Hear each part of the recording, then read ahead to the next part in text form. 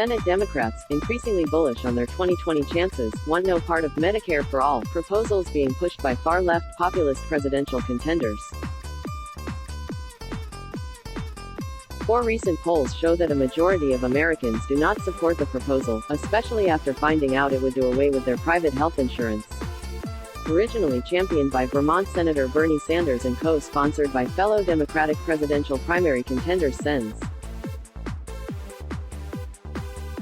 Elizabeth Warren of Massachusetts, Kamala Harris of California, Kirsten Gillibrand of New York, and Cory Booker of New Jersey, the Medicare for All legislation is seen as a loser proposal that could hurt down-ballot Democratic races in both chambers.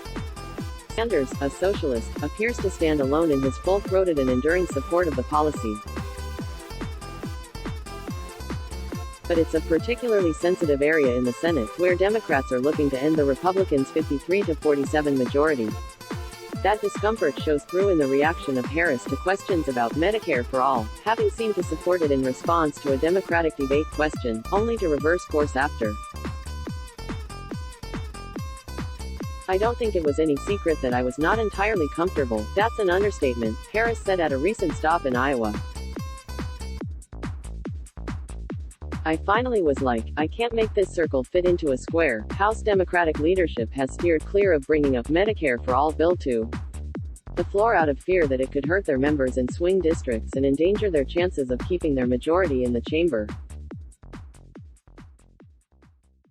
"I think it's a losing message for 2020, and I think the Democratic presidential candidates have to realize that this is not a far-left country nor is it a far-right country." New York Democratic Rep. Anthony Brindisi, a freshman lawmaker in a swing district, told reporters, "I think we're all very vulnerable the further to the left some of the presidential candidates go." Senate Minority Whip Dick Durbin of Illinois recently told the Washington Examiner that nominating a candidate such as Sanders or Warren could jeopardize the party's chances to winning over independent moderate voters in the general election. And Senate Minority Leader Chuck Schumer of New York has yet to support the Medicare for All proposal. In Colorado, where Republican Sen. Cory Gardner is seen as vulnerable by Democrats this election cycle, Medicare for All is not widely accepted by the party faithful. Colorado Democratic Senator Michael Bennet, another presidential primary candidate, has distanced himself from the proposal.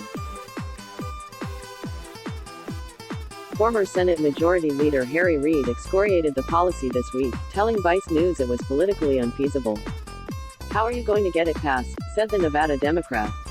"I think that we should focus on improving Obamacare. We can do that, without bringing something that would be much harder to sell.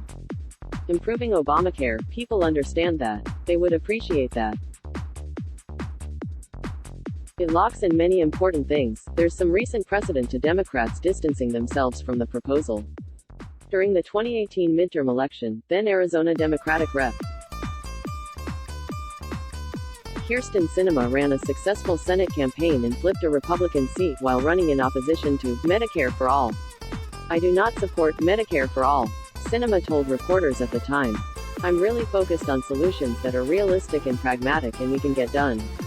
Although Democrats are careful about how far left they think their presidential nominee could affect their races, one strategist said it's questionable how many seats are really in play, anyway. The anti-Trump voters are not voting Republican. The pro-Trumpers are not voting left. The civil war created by the Trump movement continues and makes it highly unlikely for a major Senate shift. That does not mean the Democrats can't pick up a seat. It means this is trench warfare, veteran Democratic consultant Hank Scheinkopf told the Washington Examiner. "Let's block ads. Why?